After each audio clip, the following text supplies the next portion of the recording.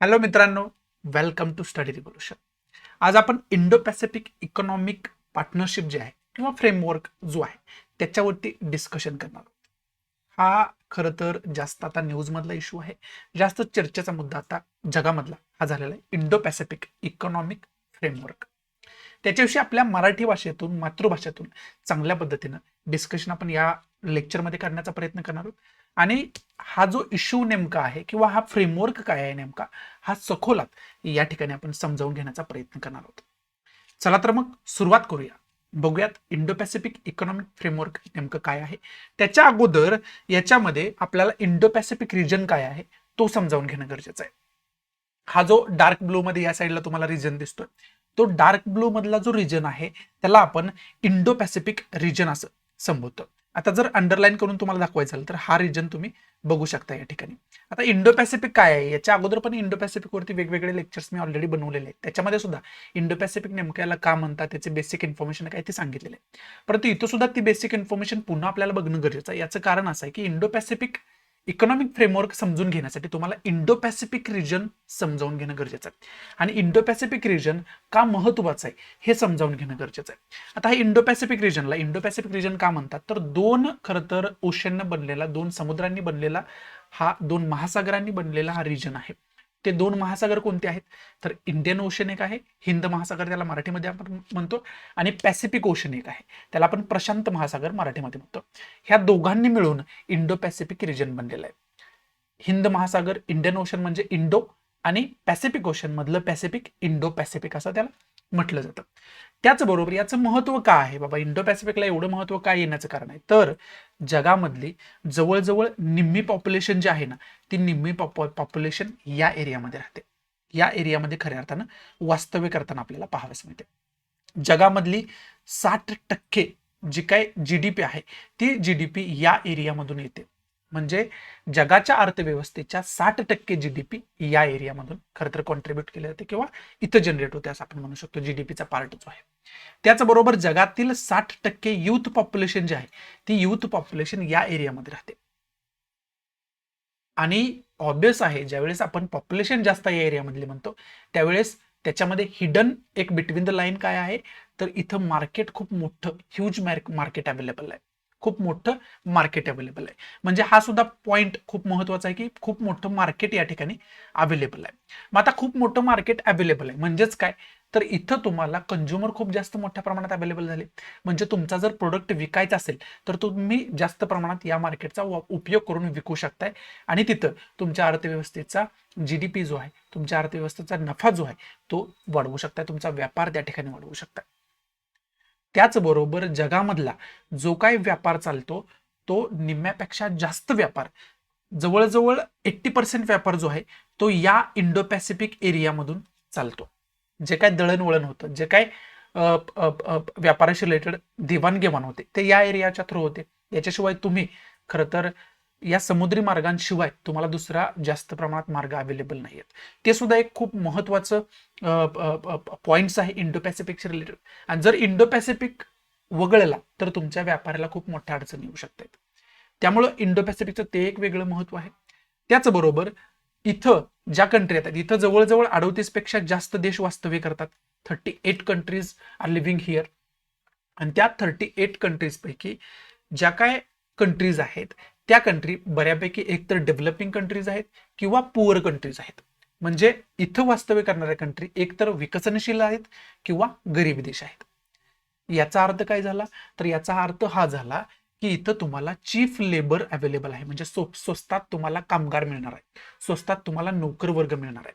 आणि याचा फायदा तुम्ही कसा घेऊ शकताय, तर इथं जर तुम्हाला मॅन्युफॅक्चरिंग हब बनवायचं असेल तर तुम्हाला खूप स्वस्तामध्ये ते बनवू शकताय तुम्ही. आता फॉर एक्झाम्पल बाहेर आता समजा युएसए आहे, चायना आहे, रशिया आहे किंवा इतर महासत्ता देश आहेत, युरोपियन कंट्रीज आहेत, ते त्यांचं प्रोडक्ट आणून या एरियामध्ये विकतायत. बरोबर आहे, मोठ्या मार्केटचा खरं तर उपयोग करतायच. त्याच्या पुढे जाऊन त्या भविष्यामध्ये काय करतील त्या कंट्रीज, तर इथंच मॅन्युफॅक्चरिंग हब त्यांचा तयार करतील. म्हणजे त्यांच्या कंपन्या इथंच एस्टॅब्लिश होतील या एरियातल्या कंट्रीजमध्ये. आणि इथंच त्यांचं प्रोडक्ट जे आहे त्यांचं प्रोडक्शन होईल आणि ते इथंच मार्केटमध्ये विकलं जाईल. आणि ते खूप स्वस्तात मॅन्युफॅक्चर करू शकतात. आता त्यांच्या स्वतःच्या कंट्रीमध्ये तसा विचार केला तर त्यांना लेबरसाठी खूप मोठ्या प्रमाणात पैसे खर्च करावे लागतात, त्यामुळं त्या प्रोडक्टची किंमत जी आहे ती वाढताना आपल्याला पाहावयास मिळते. पण जर या एरियामध्ये इंडो पॅसिफिक मधल्या कंट्रीजमध्ये जर त्यांनी मॅन्युफॅक्चरिंग सुरू केलं तर खूप कमी प्रमाणात खरं तर त्यांना लेबरवरती खर्च करावा लागणार आहे, रॉ मटेरियलवरती खर्च करावा लागणार आहे आणि त्याच्यामुळे त्यांना प्रोडक्ट जे आहे ते जास्त प्रमाणात मॅन्युफॅक्चर पण करू शकतायत ते आणि स्वस्तामध्ये विकू पण शकतायत आणि जास्त नफा पण कमवू खरं तर शकतायत. हे खरं तर ढोबळ मानाने मी तुम्हाला इंडो पॅसिफिक रिजनचं महत्व सांगितलं आणि थोडक्यात याच्यावरती जर आपण बोलायचं म्हटलं तर थोडक्यात आपण काय बोलू शकतो, तर इंडो पॅसिफिक रिजनचं महत्व काय, जगामधली निम्म्यापेक्षा जास्त पॉप्युलेशन इथं राहते, लोकसंख्या इथं आहे, त्यामुळे मोठं मार्केट अवेलेबल आहे. 60% जीडीपी जो आहे 60% जास्त जीडीपी या एरियामध्ये कॉन्ट्रीब्युट होतो. 60% जास्त युथ पॉप्युलेशन तरुण लोकसंख्या जी आहे ती या एरियामध्ये राहते आणि ऑब्विस आहे मोठं मार्केट अवेलेबल आहे आणि इथं डेव्हलपिंग कंट्रीज आहेत आणि पुअर कंट्रीज आहेत, त्याच्यामुळे चीप लेबर इथं अवेलेबल होणार आहे. त्यामुळे मॅन्युफॅक्चरिंग हब एक बनू शकतं हे चांगल्या पद्धतीने. आणि हे सगळं याचाने जो व्यापार दळणवळण जे चालतं या एरियामधून खरं तर खूप मोठ्या प्रमाणात हा सोर्स आहे दळणवळणासाठी व्यापारासाठी इंडो पॅसिफिक रिजन, त्यामुळे याचं महत्व आहे. मग आता हे जे महत्व आहे याचा फायदा उचलण्याचा प्रत्येक कंट्री प्रयत्न करणार, बरोबर आहे. मग त्याचा प्रयत्न तशा पद्धतीचा प्रयत्न जो आहे तो चायना ऑलरेडी करत आहे, परंतु चायनाचा जो मार्ग आहे तो अनेक वेळा इलिगल असतो, म्हणजे काय बेकायदेशीर असतो. म्हणजे इथं आता साऊथ चायना सीचा एरिया आहे या ठिकाणी, मग या साऊथ चायना सी वरती सुद्धा चायना जो आहे तो वारंवार कब्जा करण्याचा प्रयत्न करत असतोय, इलिगल त्याच्यामध्ये हस्तक्षेप करण्याचा प्रयत्न करत असतोय. आणि दुसरा महत्वाचा मुद्दा म्हणजे समुद्रामध्ये मिनरल्स खूप मोठ्या प्रमाणात अवेलेबल असतात, ऑइल्स खूप मोठ्या प्रमाणात अवेलेबल असतात, ऑइल म्हणजे तेलाचे साठे वगैरे खूप मोठ्या प्रमाणात अवेलेबल असतात, तो सुद्धा एक फायदा इंडो पॅसिफिक रिजनचा असू शकतो. आणि साऊथ चायना सी मध्ये ऑइलचे साठे सुद्धा खूप आहेत, त्यामुळे सुद्धा चायना तिथं वारंवार हस्तक्षेप करण्याचा प्रयत्न करत असतोय आणि व्यापारासाठी तर करतोय. त्याचबरोबर चायना आणखी काय करतोय तर या एरियामध्ये, कोणत्या एरियामध्ये, इंडो पॅसिफिक मधल्या एरियामध्ये ज्या काही कंट्रीज आहेत त्यांच्यावरती प्रभाव स्वतःचा निर्माण करण्याचा प्रयत्न करतोय, स्वतःचं वर्चस्व निर्माण करण्याचा प्रयत्न करतोय आणि तिथं आपल्या वसाहती निर्माण करण्याचा प्रयत्न करतोय, कॉलनीज फॉर्मेशनचा प्रयत्न करतोय. आणि त्याचं कंबोडिया एक्झाम्पल आहे, अनेक खरं तर साऊथ एशियन कंट्री त्याचं एक्झाम्पल आहे. त्याचबरोबर आताचा जर इन्सिडेंट तुम्हाला सांगायचा झाला तर इथं कुठंतरी सोलोमन आयलँडचा एरिया आहे आणि त्या सोलोमन आयलँड सोबत चायनानं काय केलं तर सिक्युरिटी पॅक्ट केलाय आणि त्या सिक्युरिटी पॅक्टमध्ये अनेक लूप होल आहेत की ज्याच्यामुळे चायनाचा त्या सोलोमन आयलँडवरती येणाऱ्या काळामध्ये कब्जा होऊ शकतो, स्वतः त्यांचं वर्चस्व तिथं निर्माण होऊ शकतं. त्याचबरोबर श्रीलंकेचा आता आपण इकॉनॉमिक क्रायसिस बघतोय आणि त्याच्यामध्ये चायनाचा खूप मोठा हात आहे असं म्हटलं जाते. एवढं कर्ज चायनानं श्रीलंकेला दिलंय की श्रीलंका ते फेडू शकत नाही आणि त्याच्या बदल्यात चायनानं काय केलंय तर हम्मनटोट्टा पोर्ट यांचं जे आहे ते हम्मनटोट्टा पोर्ट खरं तर 99 वर्षाच्या करारावरती घेतले, म्हणजेच काय तर जवळजवळ त्याच्यावरती कब्जा केलाय. म्हणजेच या एरियामध्ये व्यापारावरती स्वतःचं वर्चस्व व्हावं, अर्थशास्त्रा दृष्टीतून स्वतःचं वर्चस्व निर्माण व्हावं म्हणून वेगवेगळ्या कंट्रीमध्ये स्वतःचा नेव्हल बेस निर्माण करणं, कॉलनीज निर्माण करणं, तिथल्या बंदरांवरती स्वतःचं वर्चस्व निर्माण करणं, वेगवेगळे नवीन बंदर जे आहेत, नवीन पोर्ट्स जे आहेत ते निर्माण करण्यासाठी पैसे इन्व्हेस्ट करणं आणि त्या बंदराचा वापर व्यापारासाठी करणं, हे चायनाच्या ऍक्टिव्हिटी सुरू आहेत. मग त्या ऍक्टिव्हिटी सुरू असताना सगळ्या देशाच्या त्याच्यावरती नजरा लागलेल्या आहेत. मग जर चायनाचं तिथं वर्चस्व निर्माण झालं तर इतर देशांच्या व्यापाराला तिथं धोका निर्माण होऊ शकतो, कारण चायना तिथं अडथळा बनू शकतो आणि चायना वारंवार तशा पद्धतीची ऍक्टिव्हिटी सुद्धा करतो. मग त्यामुळेच काय झालं होतं तर ते टॅकल करण्यासाठीच क्वाडची स्थापना झाली होती. इथं तुम्हाला मॅपवरती क्वाडचे मेंबर्स वगैरे तुम्हाला दाखवण्याचा खरं तर मी प्रयत्न केला. मग क्वाड हा काय आहे तर क्वाड्रिलॅटरल डायलॉग आहे हा, आणि क्वाडचे आत्ताच समिट झालेले आपण पाहिलं, जपानमध्ये झाले ते समिट टोकियोमध्ये. आणि याचे मेंबर कोण कोण आहेत तर जपान आहे, युएसए आहे, ऑस्ट्रेलिया आहे आणि इंडिया आहे. आणि क्वाडची जर आपण स्थापना बघितली तर याचं वेगळे लेक्चर ऑलरेडी मी बनवून ठेवलेलं आहे, तुम्ही बघितलं नसेल तर ते प्लीज नक्की बघून घ्या. त्याच्यामध्ये क्वाडची सगळी इन्फॉर्मेशन मी तुम्हाला चांगल्या पद्धतीने समजावून सांगितलेली आहे. मग क्वाडची एका वाक्यात स्थापना कशासाठी झाली म्हटलं तर इंडो पॅसिफिक मधला चायनाचा जो हस्तक्षेप करण्याचा प्रकार आहे, चायना जो हस्तक्षेप करत आहे, स्वतःचं वर्चस्व निर्माण करण्याचा प्रयत्न करत आहे, त्याला काउंटर करण्यासाठीच क्वाडची स्थापना झालेली आहे. त्यामुळे त्या अनुषंगानं युएसए हा जो आहे तो इंडो पॅसिफिक रिजनमध्ये एंटर ऑलरेडी झालेला आहे क्वाडच्या माध्यमातून, परंतु तशा प्रभावी पद्धतीने युएसए तिथं ऍक्टिव्हिटीज क्वाडच्या माध्यमातून करू शकत नाहीत. त्यामुळे युएसएनं आता काय केलंय तर इंडो पॅसिफिक इकॉनॉमिक फ्रेमवर्कच्या नावाखाली एक नवीन इनिशिएटिव्ह इथं निर्माण केलेलं आहे आणि त्याचं लॉन्चिंग सुद्धा झालेलं आपल्याला पाहावयास मिळालं. आणि त्यामुळेच आज आपण त्या इंडो पॅसिफिक इकॉनॉमिक फ्रेमवर्क काय आहे ते समजावून घेण्याचा प्रयत्न करतोय. परंतु हे जे तुम्हाला बॅकग्राऊंड मी समजावून सांगितलेलं आहे ना, ते तुम्हाला माहिती असल्याशिवाय इंडो पॅसिफिक इकॉनॉमिक फ्रेमवर्कचं महत्व काय आणि नेमकं ते कशासाठी स्थापन केले गेले हे तुम्हाला समजणार नाही. आता थोडं थोडं तुमच्या लक्षात यायला लागलं असेल की आता चायनाचं इथं वर्चस्व निर्माण होऊ नये याच्यासाठी युएसए वारंवार प्रयत्न आतापर्यंत करत आला आणि चायनावरती टीका सुद्धा वारंवार युएसए करत असतोय आणि शाब्दिक युद्ध तर दोन कंट्रीमध्ये वारंवार चालतच असते. आणि आता युएसएनं स्वतःचे एक आर्थिक प्रभाव इंडो पॅसिफिक रिजनमध्ये निर्माण करण्यासाठी युएसएने एक नवीन इनिशिएटिव्ह निर्माण केलेला आहे आणि त्यालाच आपण काय म्हणतोय, इंडो पॅसिफिक इकॉनॉमिक फ्रेमवर्क. जो तो फ्रेमवर्क नवीन इनिशिएटिव्ह निर्माण केले त्याच्याविषयी आपण डिस्कस करतोय.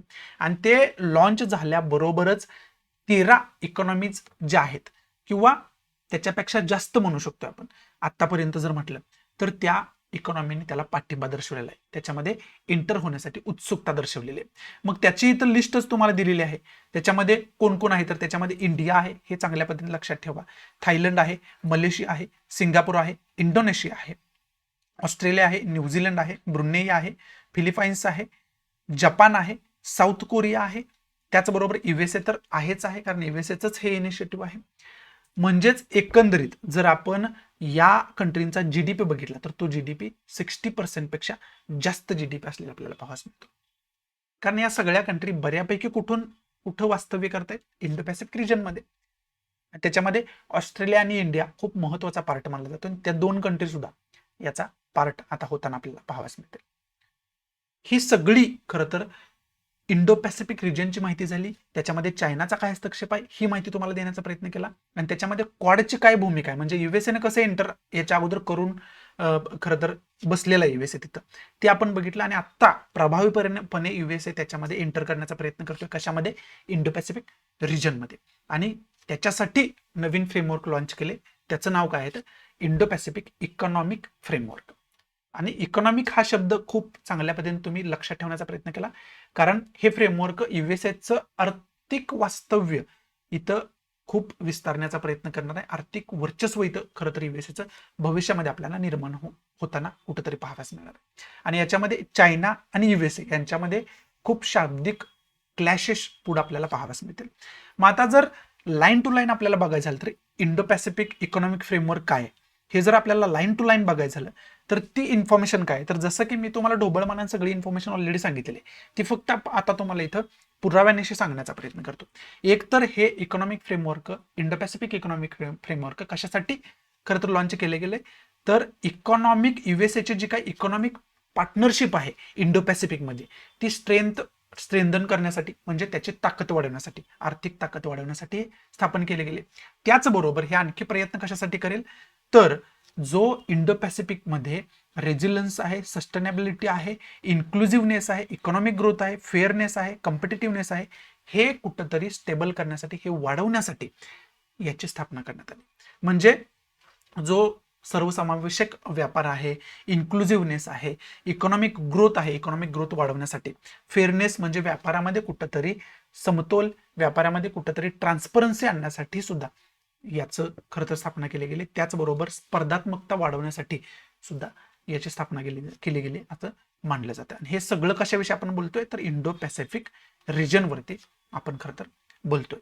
आणि त्याचबरोबर 40% पेक्षा जास्त जीडीपी असणाऱ्या कंट्री ज्या आहेत, म्हणजे एकूण कंट्रीची 40% पेक्षा, माझ्या तर आकडेवारीनुसार मी तुम्हाला काय सांगतोय तर 60% पेक्षा जास्त जीडीपी जी आहे ती या कंट्री खरं तर वर्ल्डमध्ये कॉन्ट्रीब्युट करतात.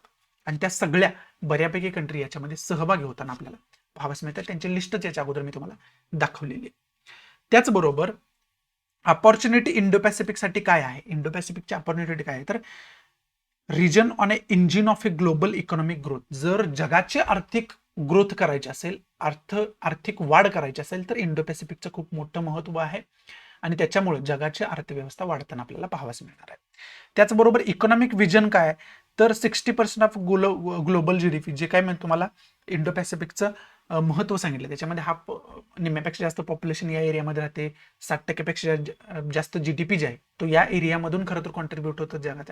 हे ऑलरेडी मी तुम्हाला सांगितलं आणि त्याचंच रिपिटेशन या ठिकाणी आपल्याला होताना पाहावयास मिळते. त्याचबरोबर फोकस एरियाज कोणते कोणते आहेत म्हणजे याच्या अंतर्गत नेमकं कशा कशावरती काम केलं जाणार आहे. एक तर इंडो पॅसिफिकला फोकस करून याची स्थापना झाली हे तर आपण ऑलरेडी आपल्याला समजले. आता याच्यामध्ये नेमकं इंडो पॅसिफिकमध्ये कशावरती काम केलं जाणार आहे. पहिलं तर हे जे इंडो पॅसिफिक इकॉनॉमिक फ्रेमवर्क आहे याचा अर्थ तुम्ही वेगळा लावू नका. वेगळा म्हणजे कसा, तर won't negotiate tariffs or market access. म्हणजे याच्यामध्ये कोणत्याही प्रकारे फ्री ट्रेड म्हणजे जकात तुमची माफ केली जाणार आहे किंवा कर तुमचा माफ केला जाणार आहे असं समजू नका. असं काही होणार नाहीये. जे नियम आहेत ते नियम लागूच राहतील. फक्त त्याच्यामध्ये ट्रान्सपरन्सी आणली जाईल, त्याच्यामध्ये सुसूत्रता आणली जाईल, त्याच्यामध्ये सहकार्य डेव्हलप करण्याचा प्रयत्न केला जाईल आणि तो व्यापार जो आहे तो कशा पद्धतीने जास्तीत जास्त वाढवता येईल हे खरं तर बघण्याचा प्रयत्न केला जाणार आहे. समजते. याच्यामध्ये तुम्हाला असं वाटेल की वेगवेगळे इम्पोर्ट एक्सपोर्ट टॅक्स वगैरे कमी केले जातील जेणेकरून व्यापार सुलभ व्हावा. असं काही होणार नाही. जे आहे तेच रूल्स चांगल्या पद्धतीने लावण्याचा प्रयत्न केला जाणार आहे. मग आता फोकस्ड एरियामध्ये पहिला आहे ट्रेड, व्यापार. मग जसं की याच्या अगोदरच तुम्हाला सांगितलं की high standard, inclusive, free and fair trade वर याच्यामध्ये भर दिला जाणार आहे. समजते. त्याचबरोबर सप्लाय चेन, जी काय पुरवठा साखळी आहे ती कशा पद्धतीने मजबूत होईल, त्याच्यामधले जे काय अडथळे आहेत ते कशा पद्धतीने दूर होतील याच्यावरती खरं तर यामध्ये फोकस केला जाणार आहे. आणि त्याच्यामध्ये सर्वसमावेशकता, ट्रान्सपरन्सी, डायव्हर्सिटी, सेक्युरिटी ह्या सगळ्यांचा खरं तर समावेश केला जाणार आहे. याचा विचार केला जाणार म्हणजे सुरक्षितता असेल, सर्वसमावेशकता असेल, विविधता असेल, ट्रान्सपरन्सी म्हणजे पारदर्शकता असेल, याच्यावरती खरं तर काम केलं जाणार आहे. समजते. आणि त्यामुळं काय होणार आहे तर या एरियामध्ये जे काही की रॉ मटेरियल आहे किंवा सेमी कंडक्टर्स, क्रिटिकल मिनरल्स असतील किंवा क्लीन एनर्जी टेक्नॉलॉजी आहे असेल, ह्याची या अंतर्गत देवाणघेवाण होणार आहे. याचा सुद्धा व्यापार वाढवण्याचा खरं तर प्रयत्न केला जाणार आहे. मग याच्यामुळे काय होईल तर याच्यामुळे आपल्याला क्लीन एनर्जी म्हणजे जे काय आपण क्लीन एनर्जीच्या मोठ्या मोठ्या बाता करतोय ते खरं तर ऍक्शनमध्ये भविष्यामध्ये येताना पाहावयास मिळते. म्हणून तर पुढचा जो की पॉईंट आहे, पुढचा जो फोकस एरिया आहे तो क्लीन एनर्जीवरती आहे, डिकार्बोनायझेशनवरती आहे आणि इन्फ्रास्ट्रक्चर डेव्हलपमेंटवरती आहे. आणि जो काय पॅरिस ॲग्रीमेंट झालेला आहे ना, तो पॅरिस ॲग्रीमेंट कशासाठी झालाय, जे काय कार्बन एमिशन आहे ते कमी करण्यासाठी पॅरिस ॲग्रीमेंट झाले. मग त्याचं कशा पद्धतीने आपण इम्प्लिमेंटेशन करू शकतो याच्यावरती सुद्धा यामध्ये भर दिला जाणार आहे. त्याचबरोबर पुढचा जो आहे तो पुढचा फोकस एरिया कोणता आहे तर पुढचा फोकस एरिया आहे टॅक्स आणि अँटी करप्शन. या एरियामध्ये टॅक्सचे जे काही रूल्स आहेत किंवा जे काही करप्शन होते त्याचं सुसूत्रता त्याच्यामध्ये आणण्याचा प्रयत्न केला जाणार आहे. आणि जे काही करप्शनच्या गोष्टी आहेत त्या पूर्णतः समूळ नष्ट करण्याचा खरं तर याच्यामध्ये प्रयत्न केला जाणार आहे. आणि जे काही इलिगल व्यापार वगैरे चालत आहेत वेगवेगळ्या कंट्री इथे इलिगल हस्तक्षेप करण्याचा प्रयत्न करतात, त्याचं सगळ्यात मोठं एक्झाम्पल चायना आहे. त्याच्यावरती खरं तर निर्बंध याच्या अंतर्गत आणण्याचा प्रयत्न करणार आहे, ते दबाव खरं तर आणण्याचा प्रयत्न करणार आहेत. ही इन्फॉर्मेशन खऱ्या अर्थानं Indo Pacific Indo Pacific economic फ्रेमवर्कशी रिलेटेड ही तर इन्फॉर्मेशन मी तुम्हाला शेअर करण्याचा प्रयत्न केला. आशा आहे की मी तुम्हाला मुळापासून ही इन्फॉर्मेशन चांगल्या पद्धतीने समजावून सांगू शकलो असेल. आवडत असेल तर प्लीज लाईक करा, नसेल तर डिसलाईक करा. आणि डिसलाईक का केलं हे कमेंट बॉक्समध्ये नक्की सांगा, जेणेकरून तुमच्या इन्स्ट्रक्शननुसार मी त्याच्यामध्ये इम्प्रोव्हिजेशन करू शकेन. आणि आवडत असेल तर आपल्या जास्तीत जास्त मराठी विद्यार्थ्यांना शेअर करा, जेणेकरून सगळ्यांना याचा फायदा होऊ शकेल. आणि जर तुम्हाला वाटत असेल की हे तुम्हाला समजलं आहे तर प्लीज लाईक करा, नसेल तर डिसलाईक करा. आणि डिसलाईक का केलं हे मला सांगा, हे ऑलरेडी तुम्हाला सांगितलेलं आहे. सो या ठिकाणी तुमच्या रजा घेतो. भेटू आपण अशाच नवीन इंटरेस्टिंग लेक्चरमध्ये. तोपर्यंत thanks for watching. Good bye, take care, जय हिंद.